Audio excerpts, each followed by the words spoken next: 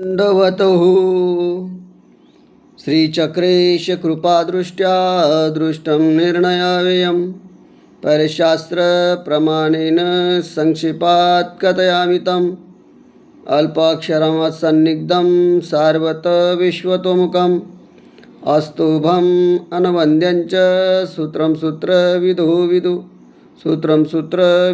विदु सर्वज्ञ श्री चक्रधर स्वामी की जय. दंडवतः. महानुभावपंथीय ज्ञान या चॅनलवर आपण महानुभावपंथीयांचं ज्ञान ऐकत आहोत. यामध्ये आज आपण ऐकणार आहोत की नामधारक उपदेशी यांनी कसं राहावं, गृहस्थ उपदेशी यांचे आचरण कसे असावे, या विषयावर आपण निरूपण करणार आहोत. भगवान श्री चक्रस्वामी सुद्धा सांगितलेलं आहे की गृहस्थ लोकांनी, नामधारक लोकांनी जर आचरण केलं तर आचरण केल्यास त्यांना सुद्धा मोक्षमार्गाची वाटचालाची हमी दिलेली आहे. त्यांची ती पहिली पायरी आहे. परंतु त्यांनी जर तसं आचरण केलं तर पुढं त्यांना परमेश्वराच्या मोक्षमार्गाची वाटचाल खुली होईल आणि त्यांचंसुद्धा उद्धरण होईल. तरी गृहस्थ आश्रमातसुद्धा मोक्षमार्गाचे आचरण आपल्याला करता येते, अंशतः आचरता येते. म्हणून कुणी म्हणेल की आचरण हे संन्यासी धर्मियांसाठी आहे, असं नाही, तर गृहस्थांसाठी सुद्धा आचरण आहे.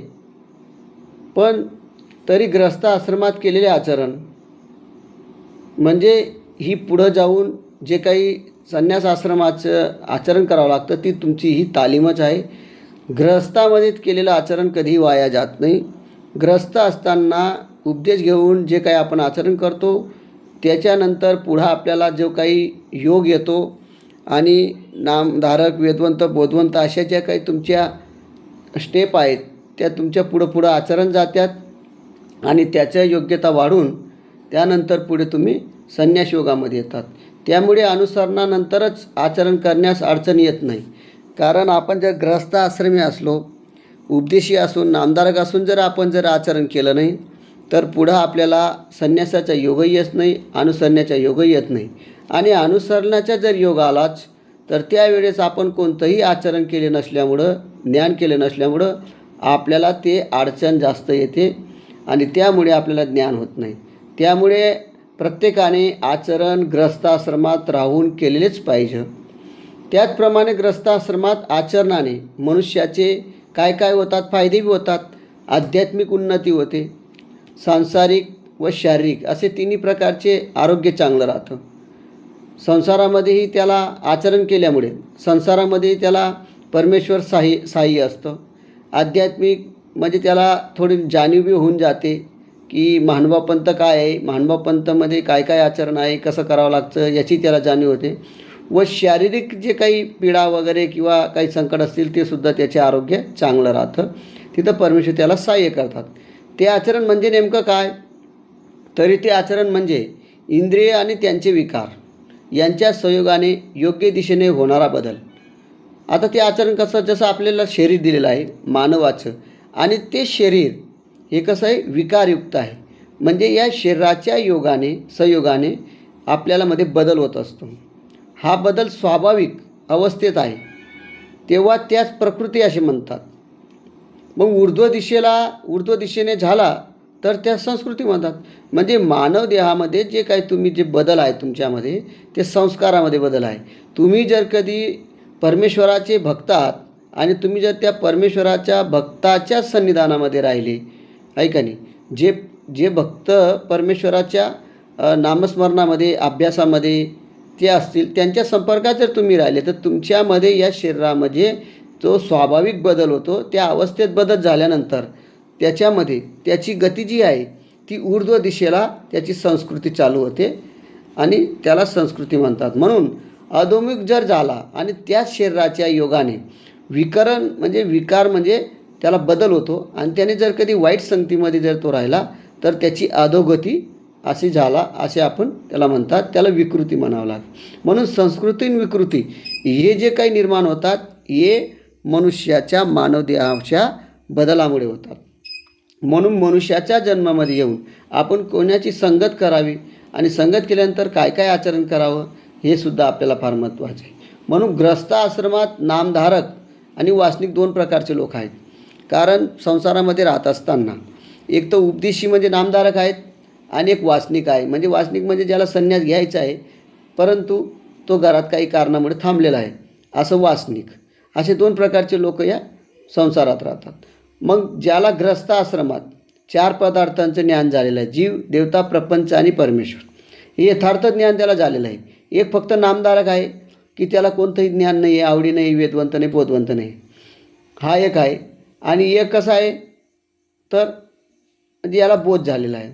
म्हणजे त्याला बोध कोणते झाले तर जीव म्हणजे हे मानव देह आणि याच्यामधला असणारा जो जीव आहे तो जीव कुठं होता, काय होता, जीवाची व्याख्या काय हे त्याला माहिती असतं.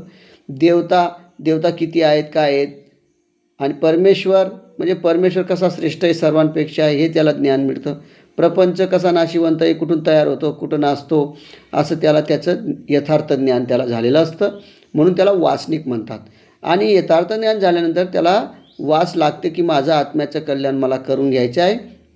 मी जो काही उपदेश घेतलेला आहे, नामधारक झालेला आहे, तर मी वासनिकपणा त्याला झाल्यानंतर मला परमेश्वर कसा प्राप्त होईल असं त्याला वास लागतो ज्ञानामुळे. आणि वासनिकाने आपल्या ग्रस्त धर्माच्या जबाबदाऱ्या शक्य तितक्या लवकर पार पाडून त्याने संन्यास धर्म स्वीकारायला हवा, त्या वासनिकाने सुद्धा. अन्यथा तो जर कधी अनुसरला नाही, त्याची जर वय मर्यादा गेली, ओलांडली, तर तो प्रमादी होऊ शकतो. मग या सृष्टीमध्ये त्याला परमेश्वर भेटणार नाही. म्हणून वासनिकाने तो प्रयत्न केला पाहिजे. पण ज्याला ग्रस्त धर्मामध्येच बोध झालेला नसेल, ज्याला फक्त नामधारक आहे, उपदेशी किंवा वेदवंतपर्यंत आहे, तो अनुसरला नाही आहे, तर तो सुद्धा प्रमादिया होऊ शकत नाही. तर त्याला भगवंताच्या अनेक जन्मात परमगती प्राप्त होईल. या जन्मात नाही झालं तर पुढच्या जन्मात तो आणखी उपदेश घेईल, आणखी तो परमेश्वराचं हे करू शकतो. या सृष्टीत जरी परमेश्वर नाही भेटला तर पुढच्या सृष्टीमध्ये त्याला परमेश्वर आणखी मनुष्य देईल, तिथं तो उपदेश घेईल. आणि भगवंताच्या याच्यामध्ये नामधारक होऊन, वेदवंत बोधवंत होऊन त्याला परमेश्वर आणखी पदरात घेईल. म्हणून जरी अनुसरण घडलं नसेल तरी तो पुढच्या सृष्टीमध्ये मनुष्य जन्मात येऊन त्याला परमेश्वर सहाय्य करणार. परंतु ह्या जन्मात जो परमेश्वर भेटणार होता तो या जन्मात न भेटता तो पुढच्या जन्मामध्ये होणार. तर हा त्याचा तोटा आहे. म्हणून वासनिक म्हणजे जे अनुसरलेले आहेत यांना लवकर परमेश्वराची प्राप्ती लवकर होऊ शकते, किंवा त्यांनी पूर्णपणे आचरण केलं तर परमेश्वर भेटू शकतो. त्यामुळे आचरणाला किंवा संन्यासांचा आचार होणार नाही या भीतीने धर्मापासून दूर जाऊ नका. की मी अनुसरण घेऊ शकत नाही, आणि अनुसरण जर घेतलं तर माझ्याकडून संन्यासाचे जे काही नियम आहेत ते आचरण होऊ शकत नाही, म्हणून मला संन्यास घ्यायचा नाही, मला हा धर्म पाळायचा नाही, असं जर तुमच्या मनात जर होत असेल तर मात्र तुम्ही तसं करू नका. त्या भीतीने तुम्ही धर्मापासून दूर जाऊ नका. कारण स्वामींनी सांगितलेलं आहे की तुम्हाला परमेश्वर सहाय्यता करणार आहेत. फक्त तुम्ही काय करा, आचरण करा. तुम्ही उपदेशी आहात, नामधारक आहात, परंतु तुमचं आचरण तुम्ही वासनिक बना. वासनिक बनल्यानंतर तुम्ही संन्यासी बनू शकतात. संन्यासीची पायरी ही पुढची आहे. तुम्हाला काय लगेच संन्यास घ्यायला नाही सांगते, परंतु तुमच्या अधिकारानुसार तुम्ही संन्यास घेणार आहेत. परंतु मानसिक तयारी जर तुम्ही नसली तर तुमच्यावर जबरदस्ती कोणी करणार नाही. म्हणून मानसिक तयारी नसताना संन्यासी होऊन संसार करू नये, आहे का नाही, व प्रमादी होऊ नये. म्हणून मानसिक तयारी पूर्ण करा. आणि मानसिक तयारी जर तुमची पूर्ण झाली तर तुम्ही सर्व गोष्टी करू शकतात.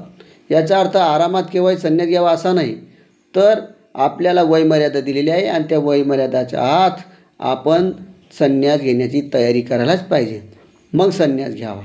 म्हणून ग्रस्त आश्रमात आचरण हे महत्त्वाचं आहे. म्हणून ग्रस्त आश्रमात पहिली पायरी आहे. आणि ग्रस्त आश्रमात सर्वात मोठं तुम्हाला आचरण करावं लागेल. तुम्ही नामधारक उपदेशी झाले की तिथून तुम्ही आचरण सुरुवात करायला पाहिजे की सकाळी उठून परमेश्वराचं स्मरण करणे, त्रिकाळ देवपूजा करणे, त्रिकाळ आरती वगैरे करणे, आणि त्यानंतर झोपण्याच्या वेळेसुद्धा निद्रा वगैरे आरती करणे आणि परमेश्वराला आठवणे. त्यानंतर दिवसभरात 5व्या नामाचं स्मरण करणे, वेळ काढून आपलं संसार करून सर्व विधी करायचे आहे. त्यानंतर यथाशक्ती आपण स्थानवंदन, भिक्षुकांची भेट, वासनिकाची भेट, आहे का नाही, प्रसाद वंदन करणे, आणि नंतर रात्री दंडवत वगैरे प्रायचित करून आपण आपला निद्रा करायची आहे, झोपण्याची आहे. तर अशा प्रकारे आपला दिनक्रम जर ठेवला, आपलं आचरण ठेवलं, एक अनन्य भक्ती करणे आणि एकाच परमेश्वराचं भक्ती करणे आणि त्यांचं ज्ञान करून तसं आपण आचरण करायला पाहिजे. हे महत्त्वाचं आहे आणि आवश्यक आहे. हे जर तुम्ही केलं तर तुमची उपदेश घेण्याचाही सुद्धा फायदा होणार आहे. म्हणून उपदेश घेतल्यानंतर आपल्याला जर परमेश्वराची प्राप्ती करून घ्यायची असेल तर ही पहिली पायरी आपली नामधारक आहे. नंतर वेदवंत, बोधवंत, वासनिक, अनुसरलेला, शाब्दज्ञानिया, अप्रोक्ष ज्ञानिया, सामान्य ज्ञानिया, विशेष ज्ञानी आणि प्राप्ती असे 10 प्रकारच्या पायऱ्या आहेत. यांच्यापैकी आपण फक्त पहिल्याच पायरीमध्ये आहोत, नामधारक. तर आपण पुढची पायरी वेदवंत, बोधवंतमध्ये जायला पाहिजे.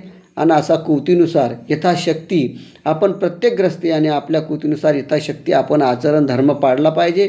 आणि आचरण धर्म जर पाळला तर तुमचाच फायदा होणार आहे. आणि आचरण तुम्ही जर कधी उपदेश घेतलेले आहेत, तुम्हाला जर काही प्रॉब्लेम येत असतील तर तुम्ही साधू संतांजवळ ते ज्ञान ऐकून घ्या, त्यांच्याकडून काहीतरी 2 गोष्टीची माहिती घ्या आणि त्याच्यानुसार तुम्ही आपल्या संसारामध्ये राहून ते आचरणाचं पालन करा.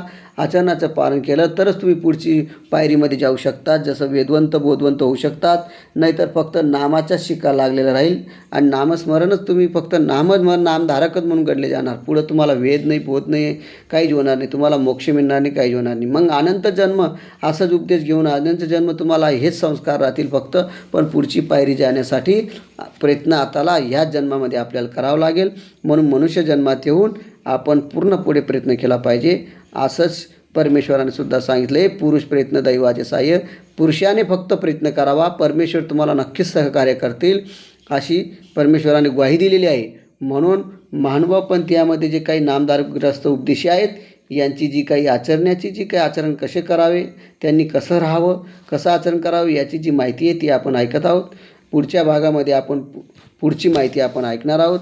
तर या भागामध्ये आपण एवढं घेऊ. दंडवत हो. सर्वज्ञ श्री चक्रधर स्वामी की जय.